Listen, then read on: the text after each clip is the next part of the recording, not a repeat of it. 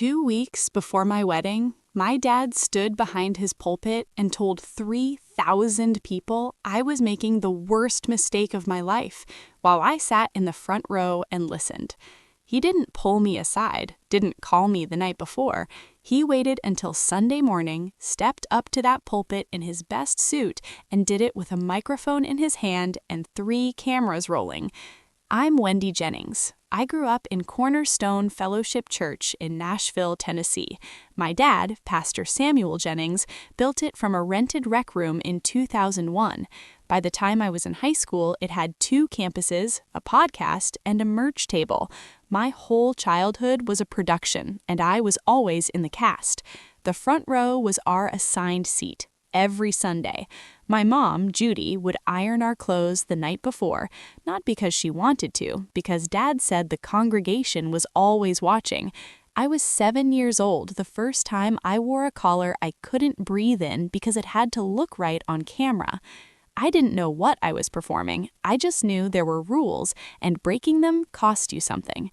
The rule I broke? I fell in love with Tristan Wren, a widower, a 4th grade teacher who raised his 6-year-old daughter Jaylee alone after his wife died during childbirth. Quiet guy, kind eyes, braids his daughter's hair every morning before school like it's the most important thing he'll do all day. When I told Dad I was marrying him, he said, "A man with that kind of history is a burden, Wendy. You're inheriting someone else's grief." I said, "No, Dad, I'm choosing a family." 2 weeks later, he stood at that pulpit and told the church I was choosing wrong. Mom sat right next to him and nodded. I sat in row 1, seat 4, same seat I'd had since I was 7, and I didn't move, I didn't cry. I just sat there and made a decision. His church had 3,000 members, but that little girl, Jaylee, she had a dog named Brad, a scruffy little Cairn Terrier who followed her everywhere. And somehow, that dog ended up being the first one to show my dad exactly what he threw away. This is the story of my wedding and what happened because of a sign, a 6-year-old, and a 12-pound dog who had no idea he was about to humiliate a pastor. But before I get to the wedding, you need to know how Tristan and I met and why the first night I saw Brad, I knew this family was already mine. Like and subscribe if you've ever been judged for who you love. Drop a comment. If your own parent did this to you publicly, would you ever forgive them? Because what happens in the next, my dad didn't see it coming. Neither did I. He wasn't even looking at me. He was watching his daughter like she was the only thing in the room worth watching.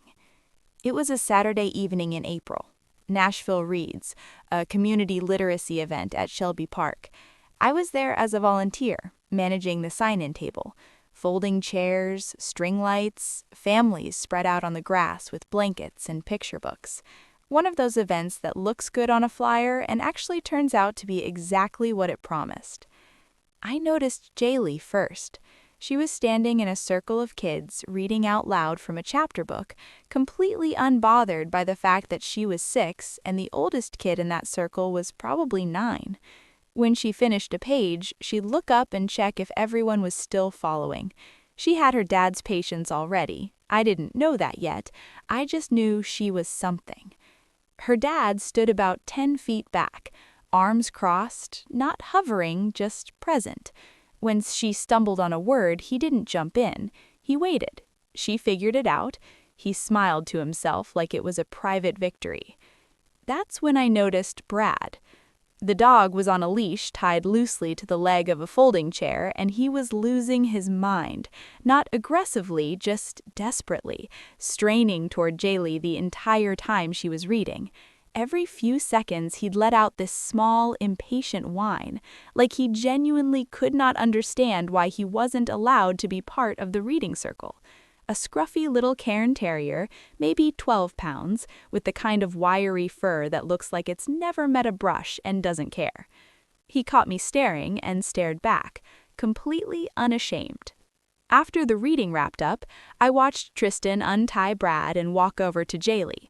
She grabbed the leash immediately, and Brad went from desperate to triumphant in about half a second. tail going, nose down, zigzagging across the grass like he had a list of things to investigate. I walked over to help stack some chairs nearby. Tristan glanced up. "He's been like that the whole time," he said, nodding at Brad. "Can't handle being left out." "Neither can she, apparently," I said, looking at Jaylee, who was now trying to get Brad to sit still enough to show him the book. He laughed.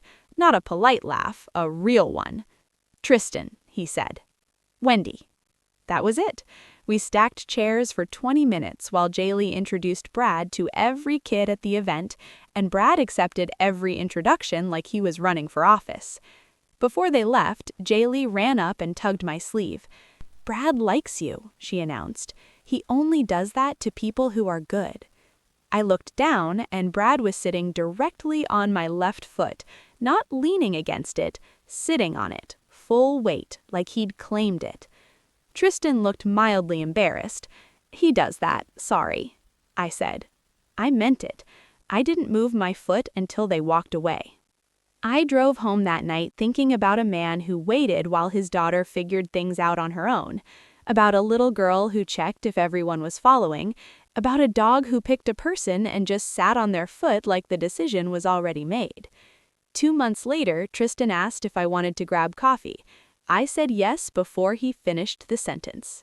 Mom spent 45 minutes arranging the living room before they arrived. Dad spent that same 45 minutes telling me everything that was wrong with the situation. It was a Sunday in November. I'd asked my parents if I could bring Tristan and Jaylee for dinner.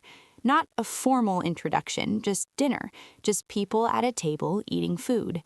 Mom said yes before I finished asking. Dad said yes in that tone he uses when he means something closer to, "Fine, but I'm logging this." I told Tristan to keep it casual.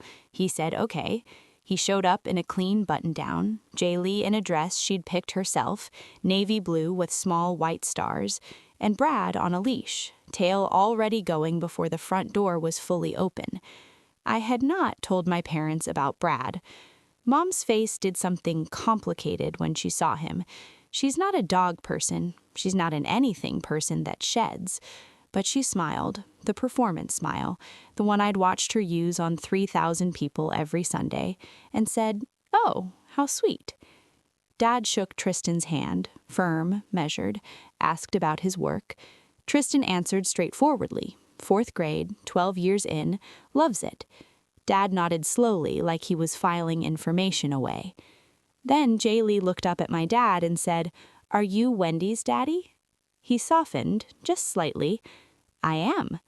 "Brad wants to smell your shoes. That means he wants to know if you're nice."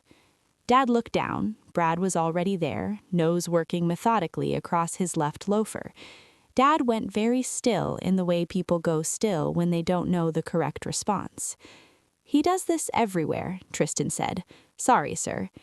"It's fine," Dad said, in the tone that meant it was not fine. Brad finished with the left shoe, moved to the right, completed his assessment, then walked away and went to sit next to my mom, who had not invited this but was now, against what I could tell was her better judgment, reaching down to scratch behind her ears. Dinner was polite, careful. Dad asked Tristan about his late wife in the way people ask about things they've already formed an opinion on, not to learn but to confirm. Tristan answered honestly, the way he always did, said her name, said she would have liked Nashville in the fall, said Jaylee had her laugh. Mom said that must have been so hard, which was true and also the end of that conversation, because Dad shifted immediately to church, to the ministry, to what it means to build something that lasts. Tristan listened, asked a question or two, didn't perform interest he didn't have, but was genuinely respectful. I watched my dad notice that. I watched him not know what to do with it. Jaylee fell asleep on the couch before dessert, one hand handing off the cushion. Brad crawled up, uninvited, completely unbothered, and curled against her legs. Dad looked at that for a long moment. After they left, he stood in the kitchen while I cleared plates. "He's a decent man," Dad said. I looked up. That was more than I expected. "But Wendy," he set his coffee down, "decent isn't the same as wise. You'd be taking on a lot. I know what I'd be taking on. Do you? A child that isn't yours, a history you didn't choose, a man still carrying grief. He's not still carrying it, Dad. He carried it. There's a difference. He didn't answer that, just picked his coffee back up and walked out of the kitchen. Mom stayed, stood at the sink beside me for a minute without saying anything. Then, she's a beautiful little girl. She is. And the dog is, she paused, he's something. I almost laughed. He really is. She dried her hands, didn't say anything else, but she didn't follow Dad out either. She just stood there with me for a while, and I let myself think that maybe that meant something. It didn't, but I let myself think it. I called my parents the night Tristan proposed. I was still crying happy tears when Dad answered. That was the last happy moment of that phone call. Tristan proposed on a Tuesday evening in February. Shelby Park, same place we met. No big setup, no hired photographer, no flash mob. Just the two of us, on a bench near the water, Jaylee sitting between us, eating a peanut butter sandwich she'd insisted on bringing, and Brad asleep across both our feet like a small, wiry blanket. Tristan pulled out the ring and said, "I know this isn't just about us. It never was. But I want you in this family, Wendy, all the way in, if you'll have us." I looked at Jaylee. She had peanut butter on her chin and was watching me with the focused expression of someone who already knew the answer and was just waiting for me to catch up. I said yes. Brad didn't even wake up. I called my parents from the car on the way home, still shaking a little, the good kind of shaking. Dad answered on the second ring. "He proposed," I said. I said yes. Silence. 2 full seconds of it. "Tristan Wren," Dad said. Not a question, a confirmation, like he was pulling up a file. "Yes, Dad, Tristan." "Wendy," he exhaled slowly. "We talked about this. We talked about me waiting. I waited 8 months. I know who he is." "You know who he is now. You don't know what you're walking into. A child, a dead wife's memory hanging over everything, a man who hasn't—" "Don't," I said. "Don't talk about her like she's a problem." Mom got on the line. I don't know if she picked up from another room or if Dad handed it over. She just appeared in the conversation the way she always did. Smooth, managed, like she'd been listening the whole time and had her lines ready. "Sweetheart, we just want you to be sure." I am sure. But has he dealt with his grief properly? Has he been to counseling? The church has resources for people in complicated situations. He's not a complicated situation, Mom. He's the man I'm marrying.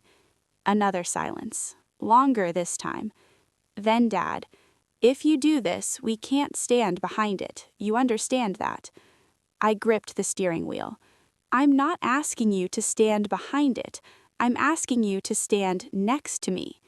It's not that simple." "It is exactly that simple." He didn't answer.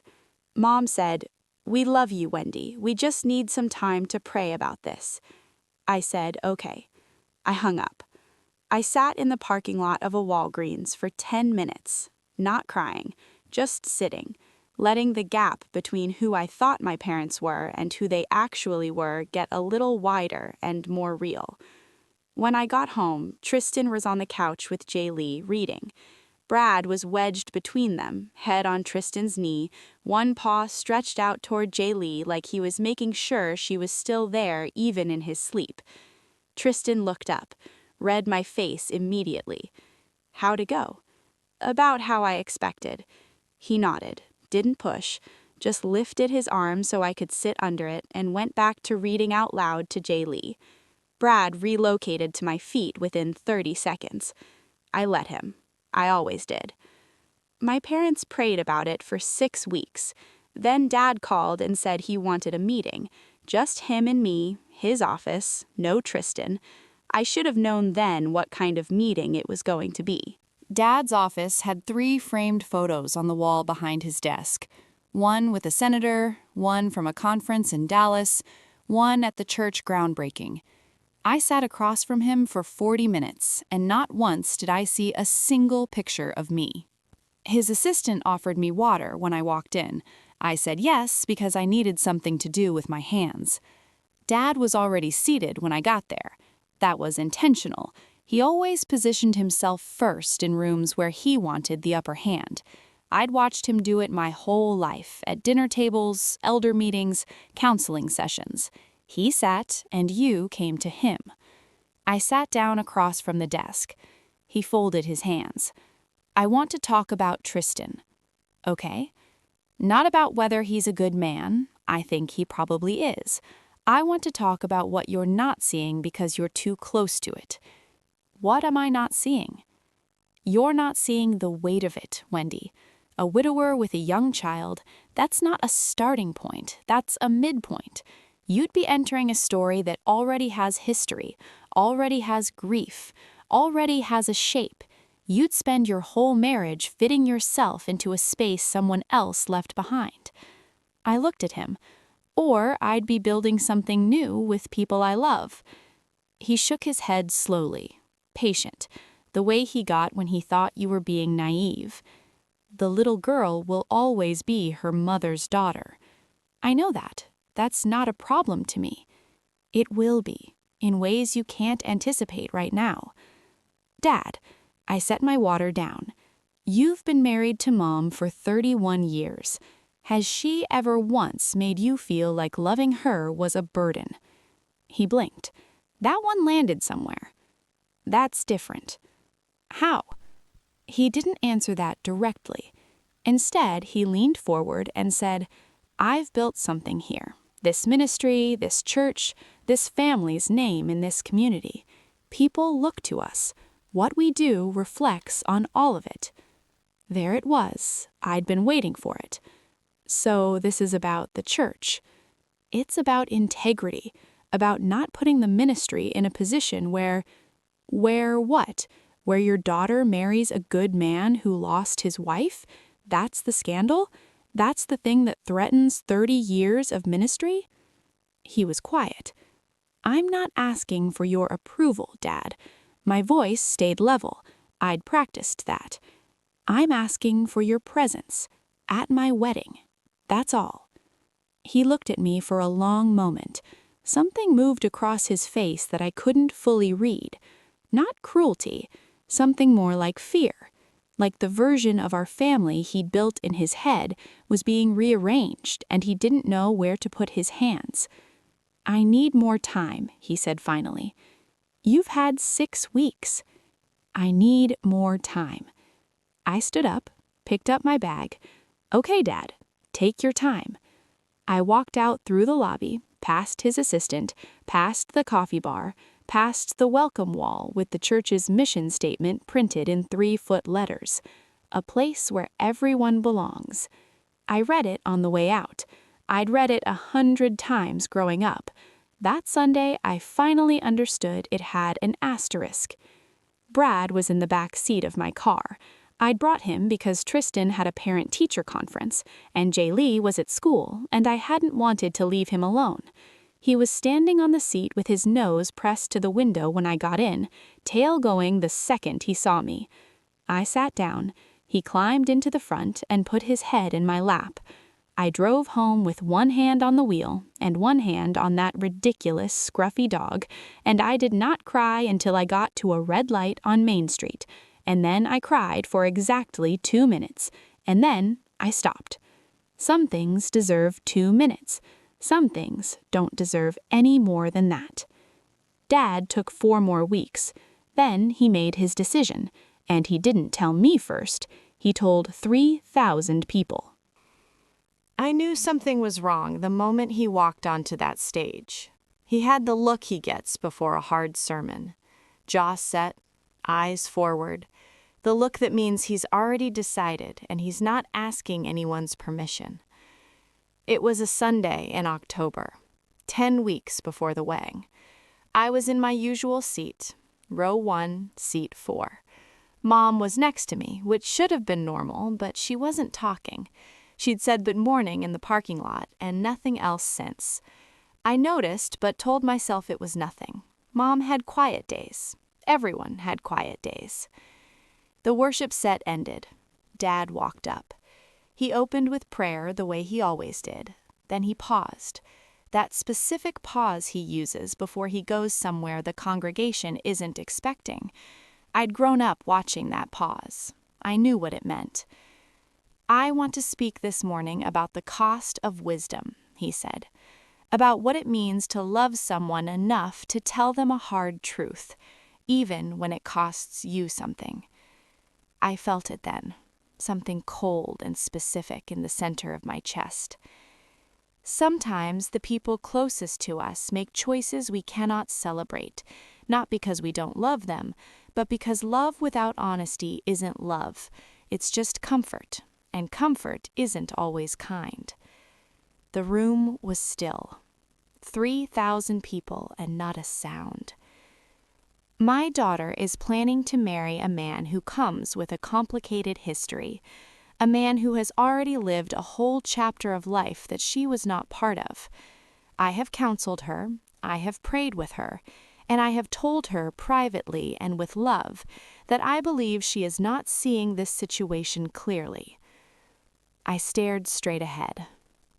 I will not be attending her wedding, not because I don't love her, I love her more than she knows, but because I cannot in good conscience stand at an altar and celebrate a decision I believe is unwise. And I am asking this congregation, my family here, to pray for her, that she would slow down, that she would seek wisdom, that she would trust that God's plan for her life does not require her to take on another woman's burden. Another woman's burden. Jay Lee, he meant. Jay Lee, a 6-year-old girl who read books out loud to kids younger than her and checked if everyone was following. A little girl who introduced her dog to strangers because she wanted everyone to feel included. That was the burden he was describing from a pulpit to 3,000 people. Mom sat perfectly still beside me. I turned to look at her. She was looking at Dad, nodding slightly the way she always nodded when he preached. I turned back to the front. I did not cry. I did not stand up. I did not walk out. I sat in row 1, seat 4, the same seat I'd had since I was 7 years old, and I let him finish, because walking out would have become the story. Staying meant I got to decide what the story was. After the service, 3 people came up to me, not to confront me, just to touch my arm, say my name, look at me like they were trying to communicate something they couldn't say out loud in that building. I nodded at each of them, said I was fine, said thank you. I drove straight to Tristan's house. Jay Lee was in the backyard with Brad when I got there, trying to teach him to roll over. He knew how to do it, he was just making her work for it. She'd say, roll over, he'd tilt his head, she'd demonstrate, he'd watch with great interest and do nothing. I stood at the back door and watched for a minute. Tristan appeared beside me. He'd seen my face. He did it. Tristan was quiet for a moment, then, from the pulpit? From the pulpit. He exhaled, put his arm around me. We stood there watching Jay Lee and Brad negotiate in the backyard, and I thought about what Dad had said. Another woman's burden. Brad finally rolled over. Jay Lee screamed with delight. I'm not taking on a burden. I know, Wendy. I'm choosing a family. I know, Wendy. Brad got up, shook himself off, and trotted over to the door to check on us.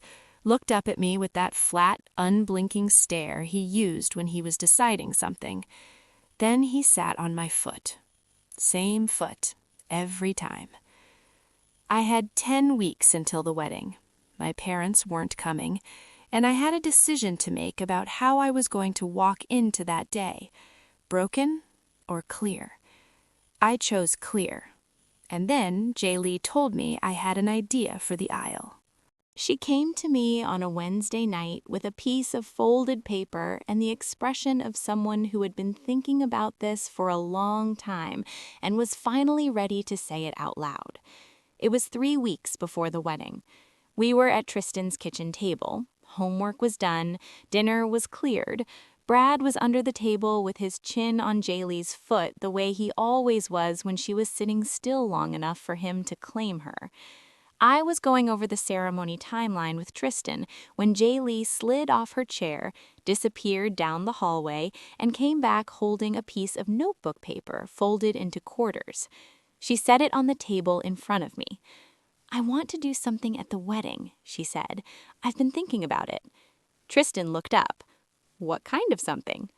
The flower girls at Emma's cousin's wedding had signs, but their signs just said, like, "Here comes the bride."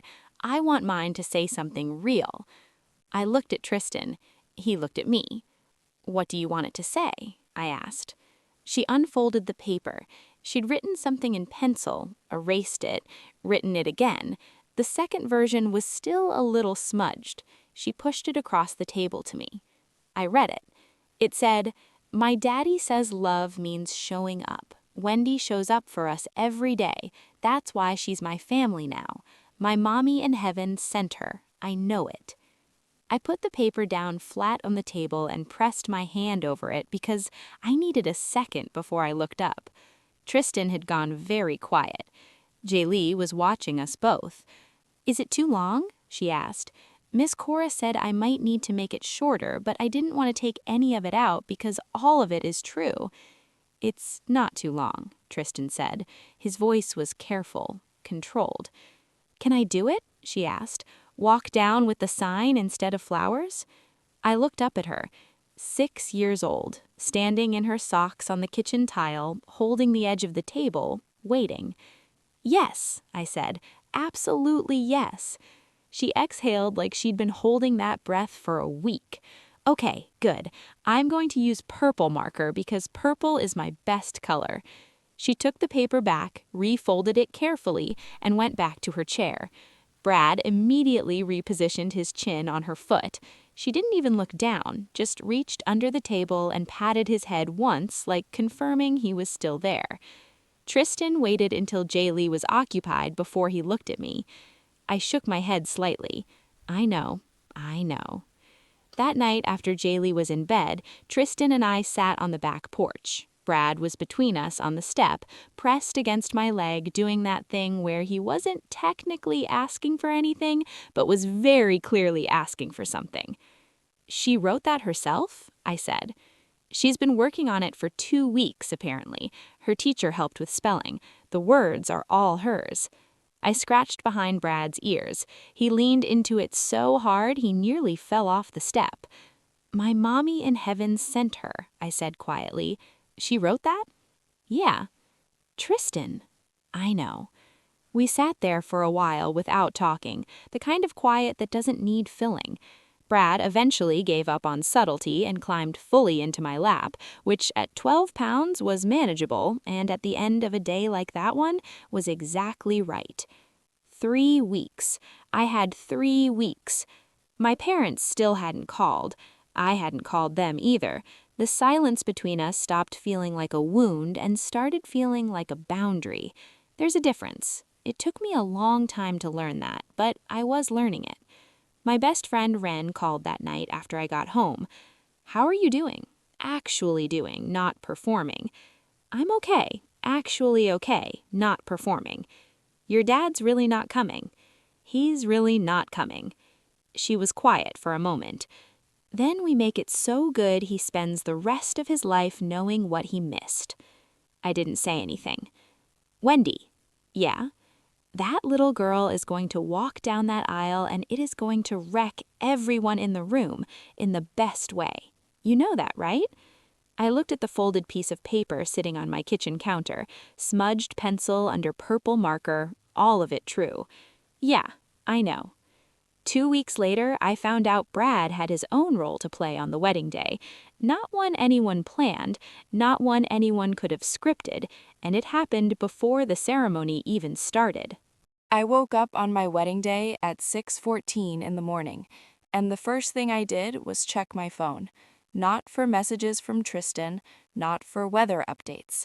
I checked to see if my parents had called. They hadn't. I put the phone face down and got up. Ren was already in the kitchen of the house we'd rented for the morning, making coffee with the focused energy of someone who had decided this day was going to be good and was not taking questions. Two of my other bridesmaids, Carla and June, were at the table eating toast. Someone had put flowers in a mason jar on the counter. Nobody said anything heavy. That was intentional. We'd all agreed the night before, no processing, no rehashing, no space for anything that didn't belong to the day. I drank my coffee, I ate toast, I let Ren do my hair because she'd been doing my hair since we were 16, and she knew not to make it too perfect. I wanted to look like myself, not like a version of myself that had been pressed and set for a catalog. My dress was hanging on the back of the bathroom door. Ivory. Simple. 53 buttons down the back that Ren was going to have opinions about. By 9 o'clock, I was mostly ready and trying not to think too hard about anything. Then, my phone buzzed. Tristan. I picked up. "Hey," he said. "How are you?" "Good." "Nervous?" "Good nervous." "How's Jay Lee?" "That's actually why I'm calling." I straightened. "Is she okay?" "She's fine. She's completely fine." He paused. "Brad got into the sign." I closed my eyes. "What?" "He found it on the coffee table this morning. I don't know how he reached it. I don't know what his plan was. He didn't eat it, he just relocated it under the couch with some modifications." "Modifications?" "The corner is chewed, not the words, just the corner, and it looks like he sat on it. It's a little crumpled." I put my hand over my mouth. "Jay Lee doesn't know yet," Tristan said. "She's in the shower. I'm calling you first because I needed 30 seconds to figure out what to tell her, and I spent those 30 seconds calling you instead." "Is the sign still readable?" "Yes. Everything she wrote is completely intact. It's got a little character now." I started laughing. I couldn't help it. The specific kind of laugh that lives right next to crying and could go either way. "Brad," I said. "I know. Of all the mornings." "I know, Wendy." Why was he even near the sign? Tristan was quiet for a second. I think he was sleeping next to it. I found him under the couch with it, like he was guarding it and things got out of hand. I laughed again. Ren appeared in the doorway with a hairpin between her teeth and a questioning look. I held up one finger. "Tell Jay Lee the truth," I said. "Tell her exactly what happened. She'll think it's funny." "You think?"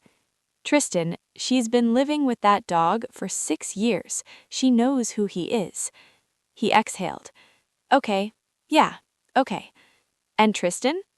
"Yeah." "The sign with a chewed corner and a wrinkle in it is more Jay Lee than a perfect sign ever would have been." A pause, long enough that I knew he was holding something together on his end. "I'll see you at 4, he said finally. "I'll be the one in the ivory dress." He laughed. We hung up. Ren was still in the doorway. "What happened?" "Brad got to the sign." She stared at me. "Is it?" "It's fine. Just the corner. The words are all there." She pressed her lips together, nodded once. "That dog," she said, and went back to the bathroom. I sat for a minute on the edge of the bed in my mostly done hair and my robe, and I thought about a 12-pound dog sleeping under a coffee table next to a piece of coaster board, like he was standing watch over it, doing the job nobody asked him to do, the way he always did. By 3 o'clock, we were at the venue.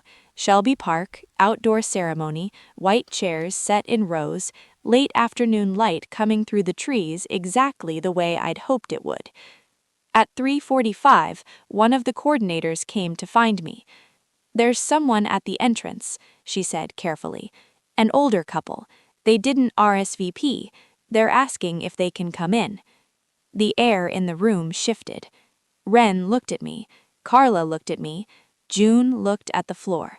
I knew before she described them. I already knew.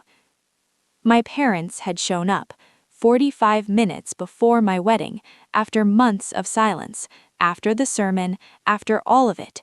They were at the gate, and I had to decide in the next 60 seconds what to do about it. I want to be honest about what I felt in that moment. It wasn't relief. It wasn't anger. It was something quieter and harder than both of those. It was the feeling of finally knowing exactly who your parents are and having to decide what to do with that knowledge in under a minute. I handed my bouquet to Ren. "Give me a second," I said. She nodded. Nobody followed me. I walked through the side entrance of the venue, around the edge of the seated guests, to the front gate. The coordinator had asked my parents to wait outside. They were standing on the path just beyond the entrance. Dad in a dark suit, Mom in a pale blue dress I'd never seen before. She was holding her clutch with both hands the way she did when she was nervous, but trying not to show it. They saw me coming. Dad straightened. Mom's face did something I couldn't fully name. Not guilt exactly, something adjacent to it. Something that wanted to be guilt, but hadn't fully committed. I stopped a few feet from them. Nobody said anything for a moment. Then Dad said, "We came. I can see that. We want to be here, Wendy." I looked at him. 62 years old, silver at his temples, the same jaw I'd watched set itself against 100 hard decisions from the front row of his church. He looked tired, not the tired of a long day, the tired of someone who was certain about something and now was less certain and didn't know where to put that.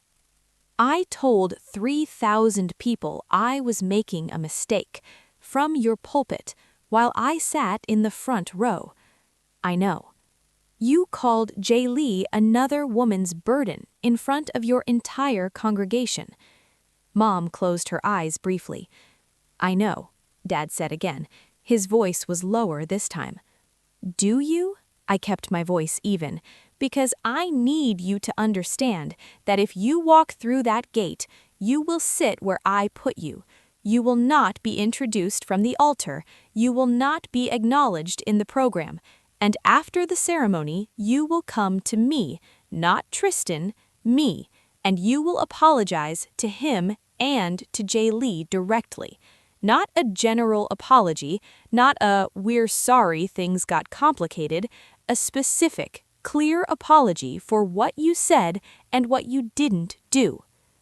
Dad opened his mouth. "I'm not finished," I said. He closed it. "Jay Lee is going to walk down that aisle in about 30 minutes with a sign she made herself. She worked on it for 2 weeks. She is 6 years old, and she put more grace into that sign than either of you have shown this entire year. You are going to watch her do that, and you are going to understand what you almost missed. And then you are going to have to live with that." Silence. A bird somewhere in the trees. The distant sound of the acoustic guitar starting up inside. The musician warming up. 30 minutes. Mom spoke first. "Wendy." Her voice broke on the second syllable. "I'm sorry. I am so sorry." I looked at her. I should have called you. I should have not nodded. I sat there and I nodded and I..." She stopped, pressed her lips together. "I'm sorry." I held her gaze for a long moment. Then I looked at Dad. He was looking at the ground. When he looked up, his eyes were red at the edges, which in 30 years I had seen exactly twice. I handled this wrong. All of it. I handled it wrong. It wasn't everything I needed. It wasn't the full apology. Not yet, not here, on a garden path 40 minutes before my wedding, but it was real. I could tell the difference between his performance voice and his real voice. That was his real voice. I nodded once. You can come in. Back row, left side. The coordinator will show you. I turned to go back inside. Wendy, Dad's voice. I stopped, but didn't turn around. You look beautiful. I stood there for 1 second, 2. I know, I said, and walked back inside. Wren was waiting just inside the entrance. She read my face the way she'd been reading my face for 12 years. They're coming in. Back row. She handed me my bouquet without a word, squeezed my hand once. At 3:58, I was standing at the back of the aisle. The chairs were full. The light was exactly right. The guitar was playing something quiet and unhurried, and Jaylee appeared beside me, in her white dress with the purple sash, her sign rolled up and tied with a purple ribbon, Brad's chewed corner hidden somewhere in the middle of the roll. She looked up at me. Are you ready? I looked down at her. Yeah, baby, I really am. She reached up and took my hand, just for a second before she had to take the aisle alone. Then she let go, squared her little shoulders, and walked. Jaylee walked 40 feet down that aisle like she'd been doing it her whole life. Chin up, purple sash, sign tucked under her arm, Brad's chewed corner hidden in the fold, and not one person in that garden knew what was coming. She made it halfway down before she stopped. That was the plan. We'd talked about it. Halfway down, stop, unroll the sign, hold it up, let people read it, then keep walking. Simple. Jaylee had practiced it twice in the living room with Brad supervising from the couch. She stopped, set one end of the ribbon on the ground, pulled the bow loose, unrolled the poster board slowly, the way you open something you want people to see properly. Then she turned it around. Purple marker, first grade handwriting, one chewed corner at the bottom right that nobody in that audience knew the story behind yet, but I did, and it made me love it more. My daddy says love means showing up. Wendy shows up for us every day. That's why she's my family now. My mommy in heaven sent her. I know it. The garden went completely silent.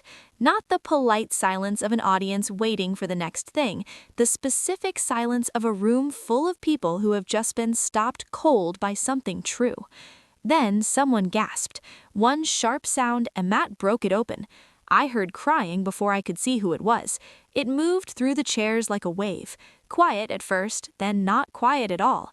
Teachers from Jaylee's school, Tristan's colleagues, Wren's husband in the third row, who I had never once seen emotional about anything in 7 years of knowing him, all of them. Jaylee looked up from the sign, scanned the room, saw me at the end of the aisle. I was not holding it together. I want to be clear about that. I was not even close to holding it together. She saw my face and she ran. Not a flower girl walk, not a careful ceremonial pace. She just ran down the rest of the aisle toward us, sign still in both hands, purple sash flying. Tristan stepped forward and lifted her up. She threw one arm around his neck and kept the sign out with her other hand like she was not done with it yet. He was crying. I've seen Tristan Wren hold himself together through things that would break most people, and he was not holding it together. I kissed her forehead. She grabbed my hand. The three of us stood there at the altar for a moment that was not in any ceremony outline I had ever written, and was better than anything I could have planned. Behind us, still seated in the back row on the left side, my parents watched all of it. I didn't look at them during the ceremony, not once. Not because I was punishing them, because the only people I needed to see were right in front of me. We said our vows. Tristan's voice broke twice. Mine broke once on the word family, which felt right. Our officiant, a friend who had known us both long enough to know what this day had cost us, paused twice to collect himself and apologized for it both times to mild laughter. At the end, just before we were pronounced married, Brad made one final contribution to the ceremony. He had been tied to a chair at the end of the back row. Wren's doing, a precaution, a sensible decision made by a sensible person. What Wren had not accounted for is that Cairn Terriers are not sensible dogs. Brad had spent the entire ceremony working the leash against the chair leg, and at the exact moment our officiant said, "I now pronounce you," the leash came loose. He did not run wild, he did not disrupt anything, he trotted directly up the aisle with the focused purposefulness of someone who had somewhere to be, reached the altar just as we were kissing, and sat on my foot. Same foot every time. The guests lost it. Laughter after tears is the best sound a room can make, and this room made it fully. Jaylee looked down at him. "Brad," she said, in a tone of someone who was trying to be stern and couldn't manage it. He looked up at her, wagged once, completely unrepentant. After the ceremony, while guests moved to the reception, I felt a hand on my arm. Quiet, tentative. I turned around. Mom. Eyes red, mascara handled as well as it could be. She looked at me for a moment without saying anything. Then she looked at Jaylee, who was holding Brad's leash a few feet away and explaining to him in great detail why he was not allowed to eat the flowers. "She's extraordinary," Mom said. "I know. Wendy, Her voice gave out. She pressed her hand over her mouth. "Not today, Mom," I said gently. "We'll talk, but not today." She nodded, understood. Dad found Tristan near the garden entrance. I watched from a distance. I don't know exactly what was said. What I know is that Dad put his hand out and Tristan shook it, and then Dad said something and Tristan nodded, and it wasn't everything and it wasn't fixed and it was a beginning. That's all it was, a beginning. The beginning of a very long road that my parents would have to walk mostly on their own because I was done waiting at the end of it for them to arrive. That night, after the reception, after the guests, after everything, Tristan and I sat on the back porch of the house we had rented for the weekend. Jaylee was asleep inside. Brad was between us on the step. Sign propped against the porch rail in the dark. Chewed corner and all. "What do you want to do with it?" Tristan asked. "Frame it," I said. "Living room, first thing you see when you walk in." He nodded. "Chewed corner and all?" "Especially the chewed corner." Brad shifted, leaned harder into my leg.